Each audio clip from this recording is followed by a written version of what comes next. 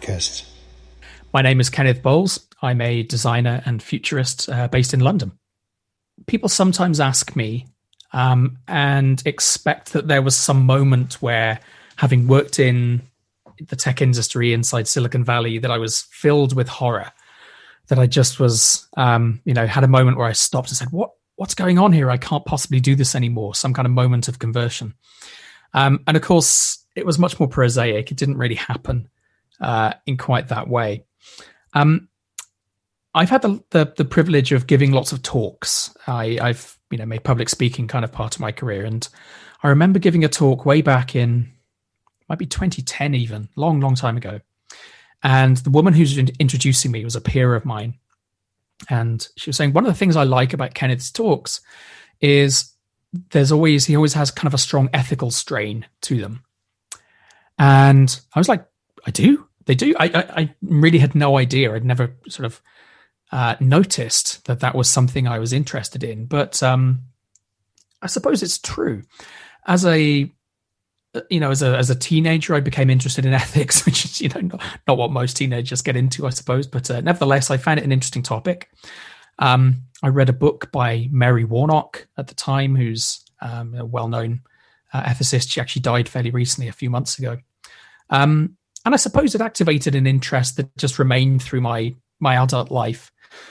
And then really what drove me to it was about 5 years ago. I'd just finished working for Twitter. I was there for 3 years on the design team in the UK. And honestly, a lot of it was privilege. I'd made some money. I had some stock in the company. The company floated. It wasn't, it's not life-shattering. I'm not a Silicon Valley millionaire or anything, but it was, it was good enough money that I didn't have to rush into the next position. So I was very fortunate that I could stop to think about my career and what do I want to do next, and am I happy with the way I'm going? And I thought, I feel like as an industry, we were missing something really important around ethics. And I kind of wanted to scratch that itch. I wanted to find out whether I was right and to learn more about that topic. And because I had the luxury of a bit of, some savings, I could do that. I wouldn't have to rush to, get my next paycheck. And I started looking into the field, and I was just blown away. The depth of work that's happening in the the ethics of technology. People who've dedicated their lives to this for years, decades, and frankly, the industry didn't know anything about them. And I thought, there's something really important here. I almost feel I have a moral duty to try to translate some of that work for working technologists, because there's something fundamentally wrong with how we're building. And so that essentially became, my life's work after that transition. Like, this is the work I think I have to do from now on.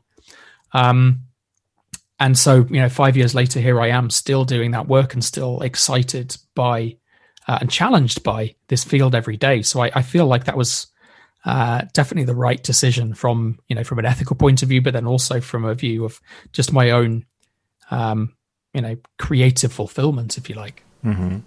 And from like the big picture to the details, explain to me a little bit more, what is this work? What subjects that drives you in this universe of ethics and design?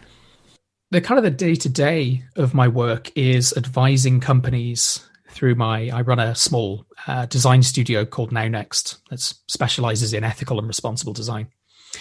So it's advising companies on how to take these issues seriously, how to change their practices so that ethics becomes not just something they have to do, right? Not just something their customers might be pressuring them to do, or they might have employees saying, come on, we've got to do better, but actually adopt these as central components of the way we build products and build innovative technologies. So part of that is training, of course, saying here are tools, techniques, methods, frameworks, ways of thinking that have been created by technologists, by artists, by writers, by philosophers of technology, by sociologists, you name it. And here's how we can try to apply them in our everyday work. Here's how we can change our thinking, I suppose, about how we design. A lot of that revolves around helping companies to pause and think about what might happen as a result of their decisions. So a lot of it is training them to think about the future in a more constructive and intelligent way. And rather than seeing the future as this vague, unchangeable entity, to say, well, we actually could face a number of potential futures. A number of things could result from the decisions that we as an industry create. And which of those are better and which of those are worse? And for who are they better and for whom are they worse? So it's essentially training companies to think as good ancestors, to say, you know, what might happen in months, years, decades to come if what we're trying to do is, say, wildly successful, or if it gets adopted in a completely different way, or if it's abused, misused by people, and how can we try to mitigate some of those risks up front? And then doing that by introducing them, as I say, to the work that these other experts have done, trying to point them to this strong work and saying, you know, we should learn from this and here's how we can adapt it. So yes, it's a lot of training. It's a lot of coaching. It's a lot of, I've got one client I'm working with now essentially as a designer in residence. So I'm, you know, sort of an honorary member of the team, but helping, you know, being sort of dropped into other projects, helping build up responses and playbooks and techniques so that the company can then do this for themselves after I'm gone. So it's all knowledge transfer. It's all culture change, big, difficult stuff, you know, proper sort of consulting stuff, which is great because that keeps me busy. And no one day is the same as the day before. So it's kind of hard to say I have, you know, a reliable process that I adopt with each client, because it just doesn't work that way. Everyone has their own motivations. Everyone has their own challenges. Each company approaches it differently. So you have to have the expertise to tailor your approach accordingly. I was moved by the expression that you used, good ancestors. You know, as a designer, it took me a while to realize that actually the material that I use the most is, you know, some designers, if you work in, you know, textiles, then, you know, textiles and fabric and cotton and, you know, garments and things like that. You know, I work in digital, so you could argue that the material I use is pixels, information, you know, things like that. I actually think the future is the material of designers. We play in the future all the time because when you design, you are making a claim about what the future should look like. You're saying, well, the future needs things like this. And at the same time, you're also then saying it doesn't need 20,000 alternatives that you could design instead, right? So it's quite a bold ethical claim saying, I think we should live like this. And so I think the relationship between design as an activity and thinking constructively about the future is terrifically important. But I think we're not very good at it as a society and as an industry as well. We tend to think of the future as this monolithic inevitability, as something that, you know, is almost predestined, particularly in tech. You know, we say, well, oh yeah, you know, the Internet of Things is the future, you know, or AI is definitely going to happen by 2030, or, you know, whatever it might be. We make these bold predictions as if they are an inevitability, you know, this sort of deterministic perspective that these technologies have to happen, that they are predestined to exist in the world. That's nonsense, of course. They only come into the world if we create them, if we wish them to exist. And so for me, part of our responsibility is to own up to that and say, well, we are giving birth to these technologies. It's up to us to make sure that the futures they help to bring about, or the futures they exist within, are as good as they can be. So I tried to work pretty hard on understanding futures thinking, strategic foresight. You know, these are disciplines that play very much in the future, and I think we need to pay them more attention.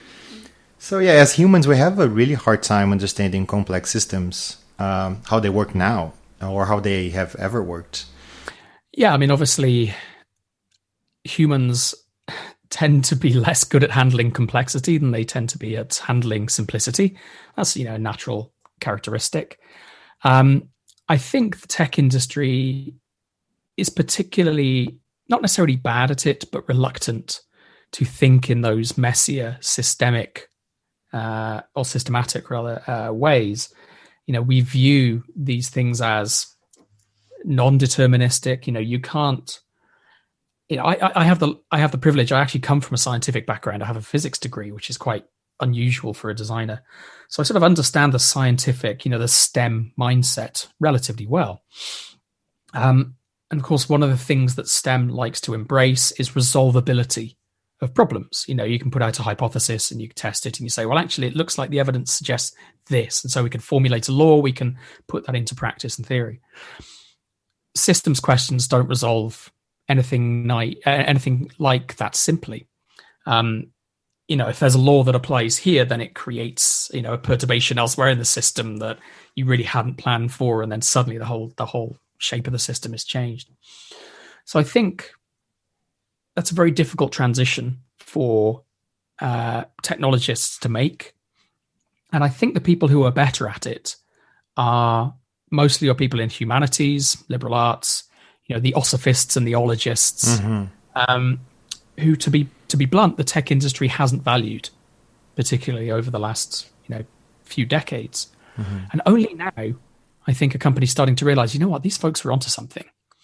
They may not be able to reduce those systems in nice equations or algorithms, whatever it is, but they can at least explain how those systems start to behave. And if we apply some influence here, what might that cause over here? And how can we make sure that movement is in the right direction?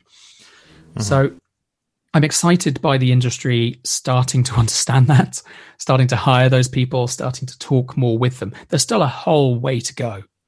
But I think these are the people who have come closest to understanding those complex systems. And so we need to be leaning upon them.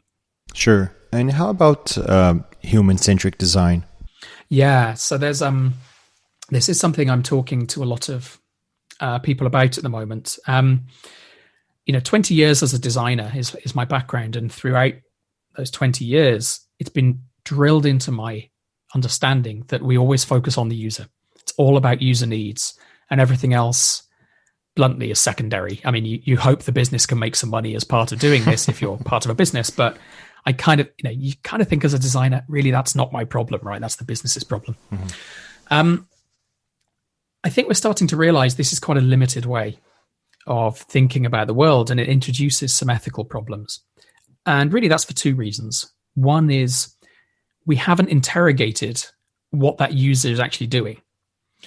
A lot of the time, if we're designing a tool to help the user be more successful in whatever their goal is, their activity is, a lot of that time, that activity is bluntly around gaining more influence or power at the expense of others, accruing more wealth, potentially at the expense of others, consuming more, generating more emissions, and so on.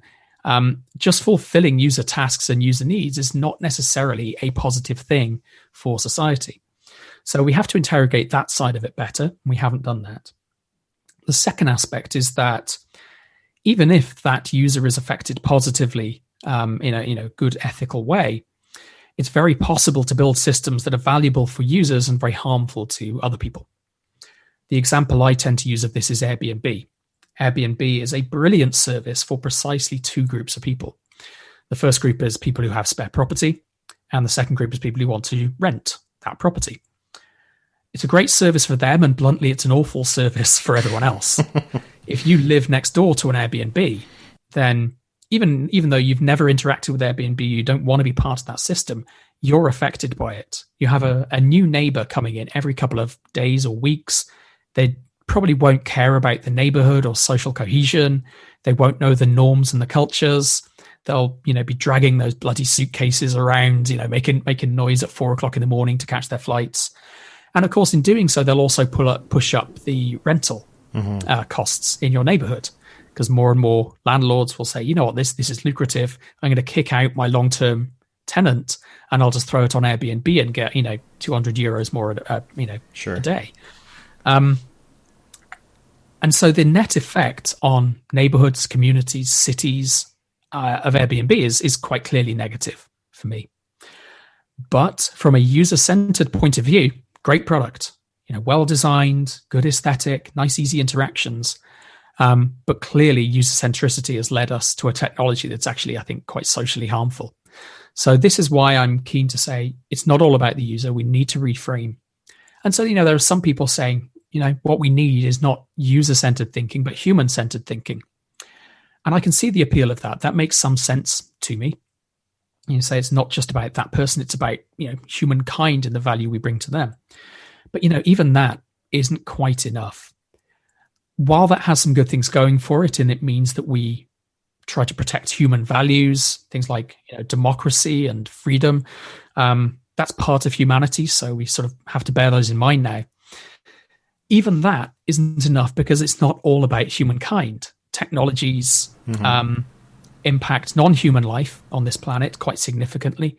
I mean, even just think of, Laika the dog, sent to die in orbit in the 1950s, or the forests that are, raised for, property development or technological exploitation in some way. And then, of course, think of the impact that we're having on the environment, and the awful trajectory that we're on with greenhouse emissions and with climate crisis.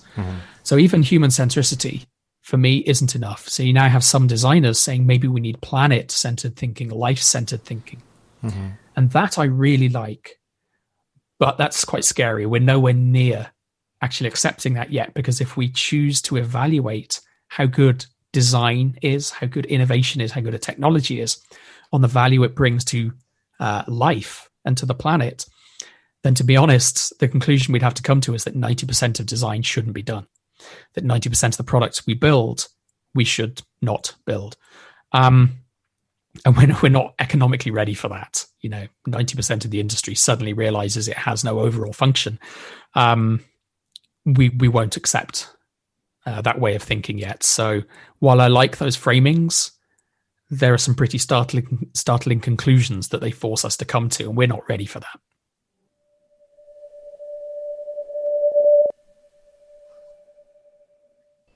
And how knowing and studying this changed your vision of the world? Well, I have to be honest and say,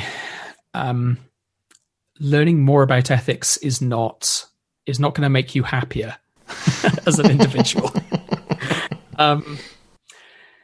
In the same way as learning about design doesn't necessarily make you happier either, because you see just how broken and how poorly considered a lot of the world is. It does make you more attuned to the exploitations and the harms of the world. It does make you maybe more sensitive to injustice and to where we've just not given enough of a shit and we've taken bad decisions that harm people as a result. Nevertheless, I sort of choose to lean on, the sort of the ancient ethicists. I'm going back to Aristotle and Plato and so on. And they would argue that, nevertheless, being ethical is its own virtue. That although you may realize, I probably can't take that, luxury long haul vacation that I really want to go on. Maybe I shouldn't because it's going to be, 4 tons of carbon or whatever. Aristotle would argue, well, okay, yeah, you get rid of that worldly pleasure, but you replace it with an inner satisfaction of the life well lived. And okay, there's kind of something in that. It is actually enriching and fulfilling to try to take these issues more seriously. But it is easy to beat yourself up, to recognize all of the ethical mistakes that you make as well, to punish yourself for it. And I still eat meat, for example. I can't ethically justify that. I enjoy it. That's the only justification I have. I could maybe talk about, well, we've got canine teeth, so we're clearly evolved to eat meat and so on, but really those don't stand up to ethical scrutiny. The real reason is I like eating meat and I like cooking it and eating it. And so it is difficult. It does change your perspectives and your behaviors. It has made me more considerate of other people's points of view. There's an old utilitarian philosopher, I don't know, he's that old, actually, he's fairly recent, called Henry Sidgwick, who says one value of ethics, particularly a view of ethics called utilitarianism, is that it forces you to consider the point of view of the universe, which I think is a lovely way to phrase it, right? You can't be an egoist, you can't be egocentric and care about ethics. It makes you consider the impacts of your choices on other people. And I think that has to be an important thing. And I do get some enrichment from knowing that I'm taking those decisions more seriously. And how do you think these ideas and decisions affect the life of people that are listening to the podcast right now? Well, with respect to technologies, the idea that technology has social impact is obviously becoming more mainstream. Look at how people talk about social media, for example. Mm-hmm. There's this persistent, it is a myth, but a persistent myth that Facebook is listening to you through your phone at all times. Mm-hmm. And people say, well, I was talking about sheds the other day, and then suddenly I'm seeing an advert for sheds, and I've never told Facebook this, and how does it know? It must be spying on me. So there is kind of almost a learned helplessness, I think, when it comes to technology. There's a study by Everyone, a think tank in the UK, and they found that only 19% of the British public feel that technology is designed with their best interests at heart. So it's kind of fairly well accepted now that, we're skeptical of technology, we're distrustful of the tech industry. But the problem is people feel they have no control over it. There's nothing I can do, And I suppose this is my job, is to try to get to a point where people feel they can have a bit more control, a bit more agency, because there are people in the industry like myself who are trying to bridge that gap, trying to say, we don't want this bad reputation, although it's earned. We want to try and earn a better reputation with you and create more trustworthy services. So I think it will be fairly clear if our work succeeds, because then that trust starts to come back in to technology. It's difficult because technology is opaque, right? You don't know what's happening inside your devices. You can't see the 5G networks around you. You can't, even if you see streams of ones and zeros, you have no idea what they mean. So it's very hard for someone who isn't a technologist to understand what exactly is this thing doing. So I think if we can better communicate what's happening inside devices, how they're talking to each other, what data is being interchanged at various points, what can you trust, what can't you trust, then that's when our field starts to earn a better reputation again. So that's the kind of change that I think this work will affect in the world around us. We've got a huge way to go before that's going to happen. And we're only going to be able to do it if the public continues to keep pressure up on these issues. If they keep holding tech companies accountable for ethical screw ups and don't just say, oh, well, they're going to, of course they're going to do that. No, we shouldn't. We shouldn't, of course, be doing this. If we're doing bad things, we need to know, you need to hold us to account. And also, please keep pressure up on governments, on your elected officials, on regulators to say, ultimately, if the field is abusing its power, then that power needs to be checked somehow. It needs to be held accountable. So I'd feel very sad if the public feels they really do have no recourse, no redress against the abuses of the tech industry. I think that's a way that if you keep ethics in your thinking as a member of the public, even if you're not a technologist, you've got to keep the pressure up, make us accountable for our mistakes. So ethics becomes a way to help you make better decisions, not only for systems, but also political decisions, because there are governments being elected by exploiting this user-centric design flaws. So how do you see your work in 10 years? That's a good question. The obvious answer is the work itself will stay the same, but the technologies will change, right? Whereas, right now I might be talking about the ethics of, abuse on social media, for example. I mean, that's going to continue, but the domains of technology will increase. There's a lot of talk around AI ethics, almost too much talk about it, to be honest. I think it sort of dominates ethics discussions to the extent that we ignore other important parts. But clearly we'll be closer to a world of, I won't say near human level intelligence, because it might not be sort of human-like, but, significant advanced intelligence. So I expect a lot more conversations around, those emerging topics. I think we'll have sort of mundane recognition technologies in cameras. Right now, cameras mostly are dumb cameras. They don't, they just take a picture of the environment and then so what. But of course, now a lot of them are being hooked up to computers on the back end, so they can say, oh, okay, in this picture, we have, the following people in the following location, in the following proximities, and even they're displaying, certain emotions and so on. So the world essentially becomes digitally mapped by force and at a distance without the consent of the participants. So I think we're going to see a lot more conversation around facial recognition technology and the potential harms that come of that. And I think as well, the regulatory environment's going to shift quite a lot. We're going to see governments will almost certainly have regulated against some of these use cases. For example, to say if you're using an AI for policing, then the AI has to be explainable. You have to be able to go in front of a court and say, why have you selected this individual for targeting or for arrest? You won't just be able to say, well, the algorithm told me to, my lord. You'll have to provide justification for that. So I think there's going to be legal shifts that become part of that language as well. And I hope that in 10 years, we'll be in a situation where these discussions aren't just technocratic decisions. They're not just happening between bureaucrats and technologists, that they also involve the public. I was just talking about keeping that involvement of the general public, making sure that they understand what's happening in these systems and that they feel they are part of the solution and helping to shape how these things are designed, developed, regulated, adopted. That's my hope. I don't know if that's quite as likely, I suppose, as those other outcomes. But fundamentally, the work will always be the same. Looking at what are the social impacts of technology?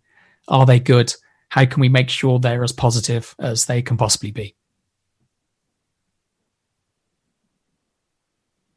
Cennydd, thank you so much for being here with us. Sure, thank you for inviting me. Säkert, we love it.